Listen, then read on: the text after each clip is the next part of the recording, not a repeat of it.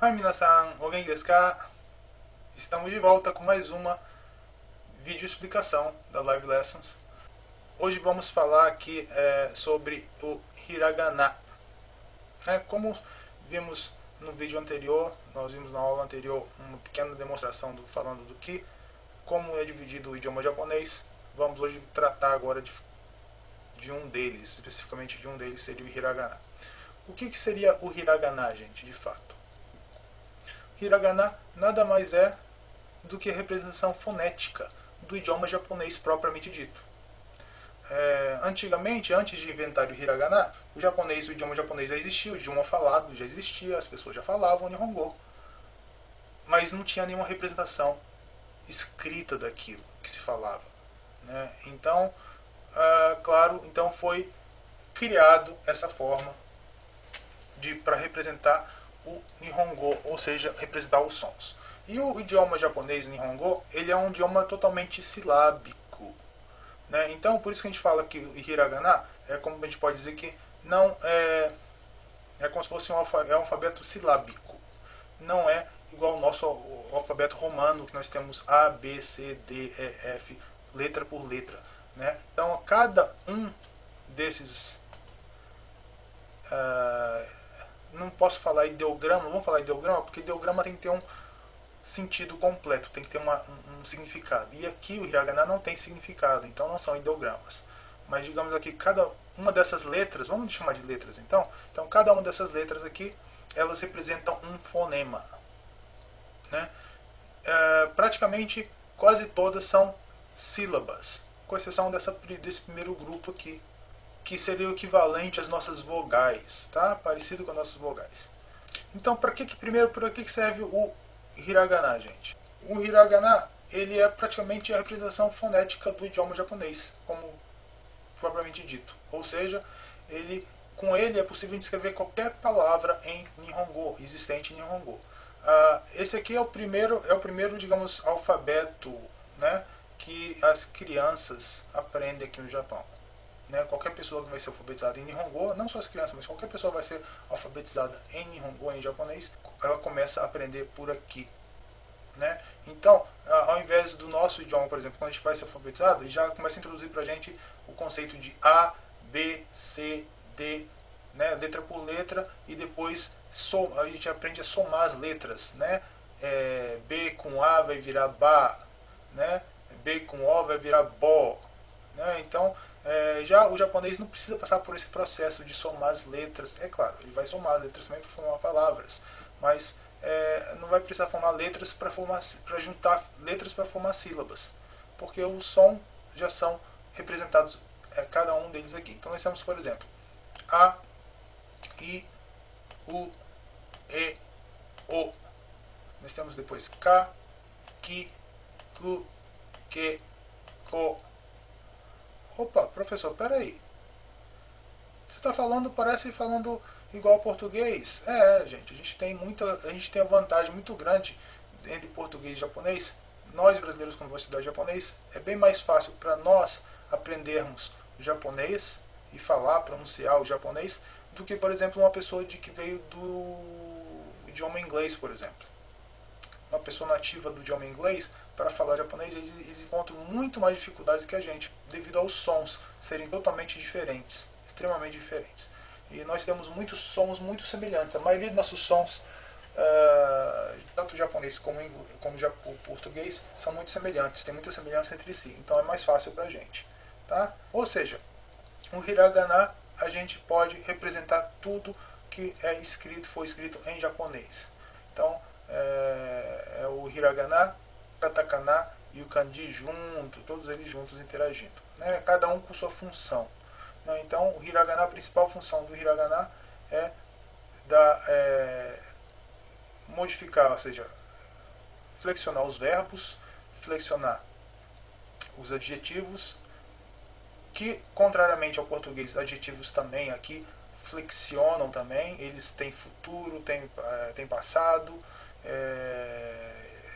então é um pouco diferente, é uma noção. Os adjetivos funcionam praticamente iguais aos verbos, têm as mesmas funções que os verbos praticamente, se for comparar com o português.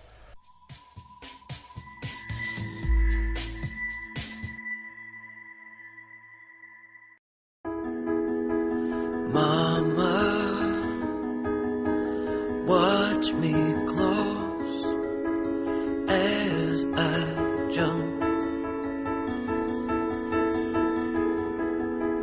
Papa, don't. Agora você tem a opção. Venha para Live Lessons. Aulas individuais, ao vivo no conforto de sua casa e no horário em que você escolher. Não fique aí parado. Faça uma aula experimental grátis. Não custa nada e você só tem a ganhar. Live Lessons. Seu futuro sem fronteiras.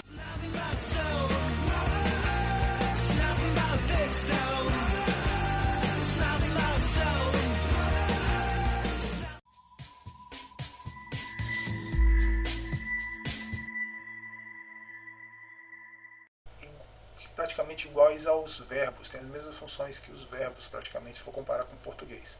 Então, isso é o hiragana, gente. Então, a gente pode ver que as linhas são mais curvilíneas, são bem arredondadinhas, tá? Aí você fala, mas que coisa complicada, professor. Cada coisa complicada, sensei. Que negócio é esse? Gente, não é tão complicado assim. É questão de ponto de vista. Quando a gente for aprender, quando a gente não sabia escrever, ler e escrever também, quando a gente for aprender o A, nós temos essa letra de forma assim, mas nós temos também aquela forma arredondadinha também do cursiva que a gente fala, aquela forma letra minúscula, A. Depois, aí for aprender o E, aí não tem, mas tem forma de escrever também letra de forma, E, né? Depois temos o I, né? Tem o I também. Aí tem o I maiúsculo, né? Letra de forma. Então, quer dizer, todos os idiomas têm sua complexidade. No português não é diferente, no inglês também não é diferente. Cada um tem seu grau de complexidade. Isso aqui também, para quem está começando, não é fácil fazer A, B, C, D, E, F, G, aprender aquilo tudo. Não é fácil até decorar. Então é questão de ponto de vista. Nihongo também. Agora, se a gente for comparar, como a gente viu no outro vídeo anterior, entre uma pessoa para aprender o português e para aprender o japonês, uma pessoa que vai aprender português consegue aprender com muito mais facilidade o significado, o som, do que em português, né? Por exemplo, nós temos aqui só isso aqui, nós temos aqui o som com o fonema K. Então não precisa fazer K mais A, já temos K. Ki, não precisa aprender o K mais o I, ele já tem o fonema pronto, Ki, som, né? Ku, não precisa K mais o U, já é o Ku direto, né? Então a gente observa assim que não tem letras. Então nós temos A, I, U, E, O, Ka, Ki, Ku, Ke, Ko, Sa, Shi, Su, Se, So, Ta, Chi, Tsu, Te, To, Na, Ni, Nu, Ne, No, Ha, Hi, Hu, He, Ho, Ma, Mi, Mu, Me, Mo, Ya, Yu, Yo, Ra, Ri, Ru, Re, Ro, Wa, O, Ok? Então esses são os sons, a maioria dos sons do japonês. Então, hiragana nós temos praticamente o que? Nós temos 46 letras básicas, esse aqui é a base do hiragana. Além desses aqui nós temos as nossas, tem as variantes, né? As variantes desse aqui, que a gente vai ver depois. Mas são poucas as variantes. Então, e temos dessas 46 letras, 5 são como se fossem as vogais. Então nós temos aqui, pode ver que os sons são parecidos com o português, são iguais ao do português, idênticos ao do português, só que a ordem muda, né? Então, em vez de ser A, E, I, O, U, como nós temos A, I, U, E, O. E não tem sons abertos, né? Que nem o português. O, né? Não é assim, é tudo uníssono, digamos assim, né? Então, A, I, U, E, O. A ordem muda, ok? Então, ao restante, tirando esses aqui, o resto é mais bem silábico mesmo. E tirando esse último aqui também, esse aqui é o... Muita gente costuma falar ou comparar que fala que isso aqui é N. Não, gente, isso aqui não é N, tá? Isso aqui não é N. Isso aqui é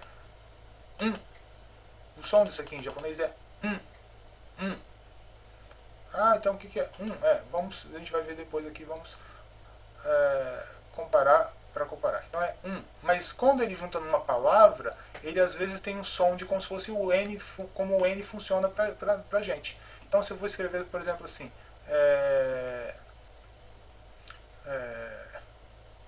você vai escrever o nome de uma pessoa, né? O nome de uma pessoa, vamos dizer aqui, que tem Anna, né? Então, se fosse escrever em Romaji, seria assim, Anna, né? Existe esse nome em Nihongo também, Anna, né? Não seria Ana, seria Anna. Aí, como é que a gente representa isso em hiragana? Se formos escrever, ficaria assim, Anna, né? Nós temos na separado, né? Na, mas ninguém fala na, né? Então quando junta, aí a pronúncia parece o som do N, fica anna. Então por isso que muitas vezes a gente leva as pessoas a associar com N, porque ele tem mais ou menos a mesma função do N no nosso alfabeto. Então ficaria, mas não é N, tá? Então a pronúncia dele não é nunca falar que isso aqui é N, sim como Então, Anna. Então, Anna escrito em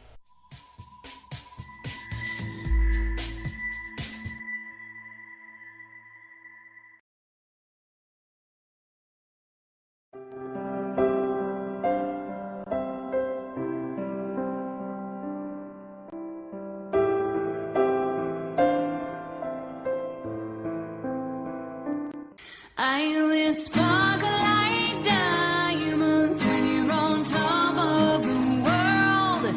I will paint the sky fuchsia, purple and red.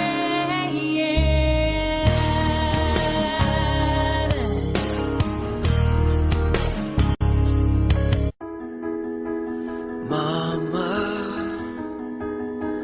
watch me close as I jump. Want us up to heaven, and now I want to hell. That is nearly all I can tell you about the situation down on earth, about the situation down on Mother Earth. Let me tell you.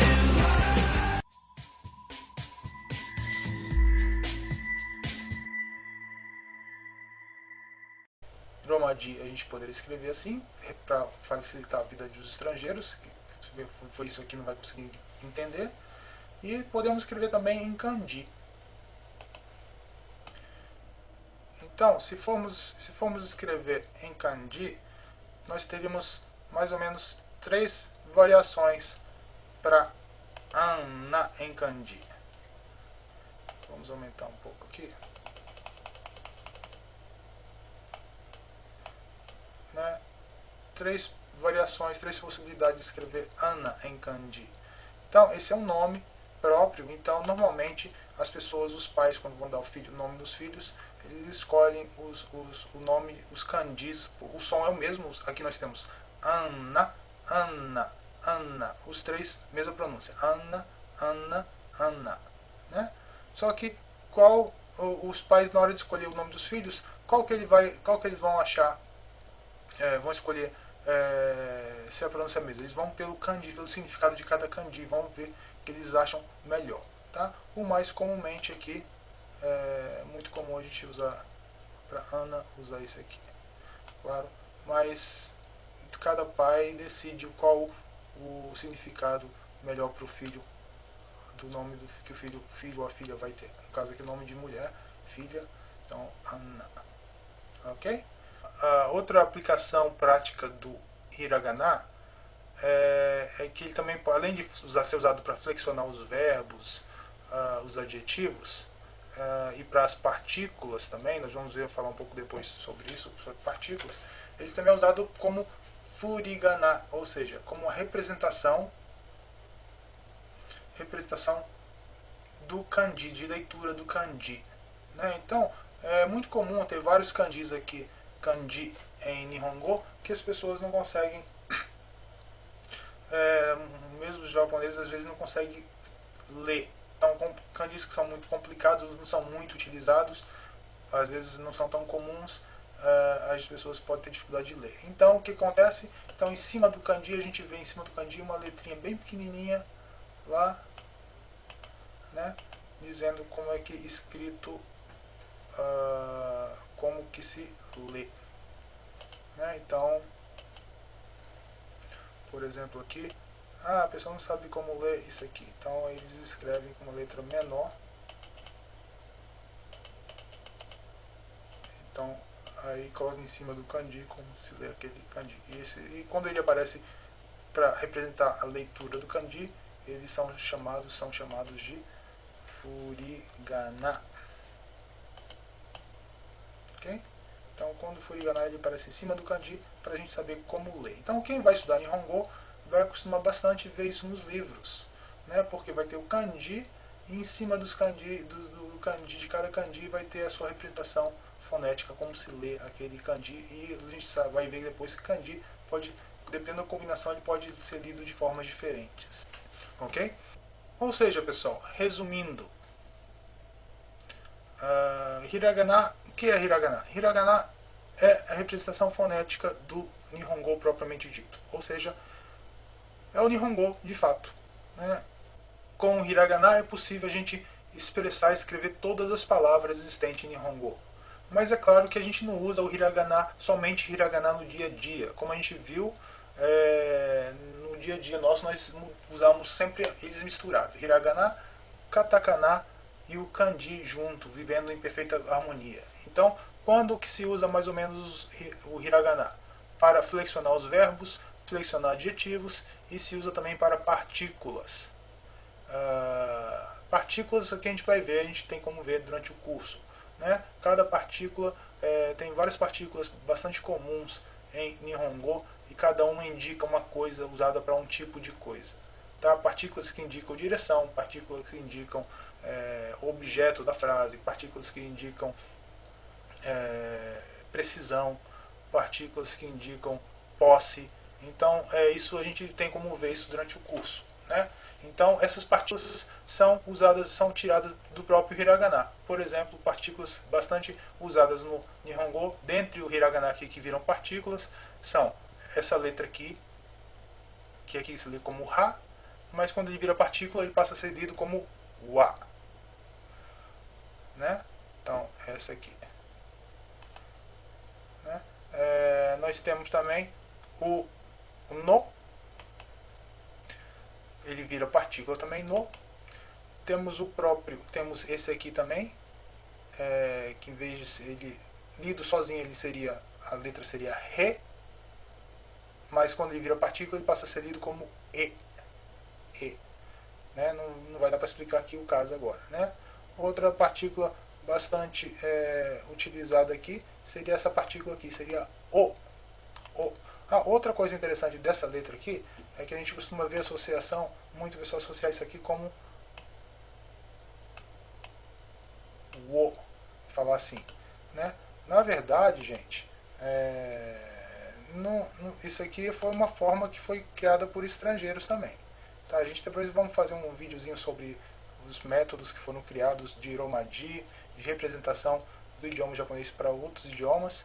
E isso aqui, na verdade, em Nihongo não existe esse WO aqui, tá? Então, também isso aqui não se lê como o, não. Isso aqui se lê como o. Então, em japonês aqui nós temos dois fonemas, duas letras que representam o mesmo fonema. O, sim, nós temos esse aqui, o, e temos esse aqui, o, também.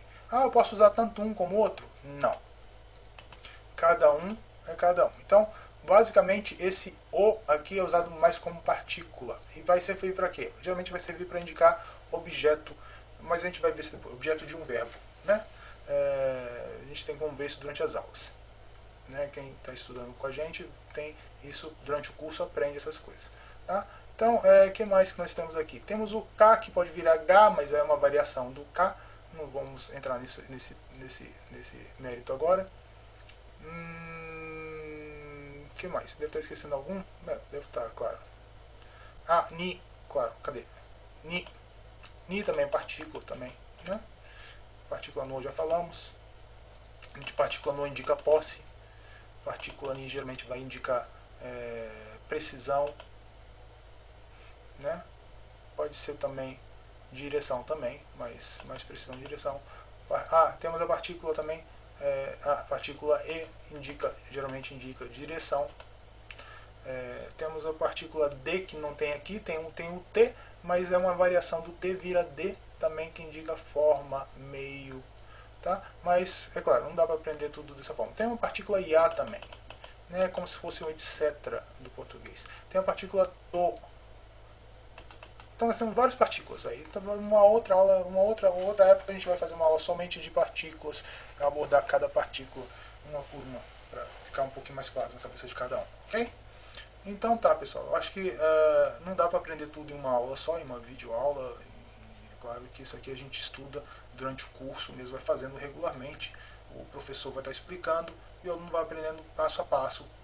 Não adianta só explicar. Explicar e a gente entender de uma vez é fácil. O problema é internalizar isso, colocar isso na cabeça, né? Memorizar e fazer com que isso permaneça para sempre lá, e a gente passa a utilizar no dia a dia e sabe como utilizar isso no dia a dia, né? Então, por isso que não adianta somente ver explicação, a gente tem que praticar também. Então, por isso que a gente precisa também fazer aulas, tá, gente? Não é só assistir explicações, porque senão ninguém precisaria ir para a escola para nada, né? A gente ficaria em casa assistindo as coisas e já se formaria médico, se tornaria engenheiro, se tornaria qualquer profissão apenas assistindo aulas em casa, né? Então não dá para fazer assim, a gente tem que ter a prática, nós temos que ter supervisão, nós temos que ter correção, tem que ter alguém que nos corrija também, ok? E sempre nos acompanhe, e nos indique o caminho, e nos corrija, ou seja, é assim que funciona o ensino, a metodologia, o ensino no mundo inteiro, ok? Então, pessoal, eu espero que tenha ficado um pouquinho claro o que seria o Hiragana. A gente se vê no próximo vídeo, ok? Aí, o疲れ様でした. Mata né. Até mais, gente.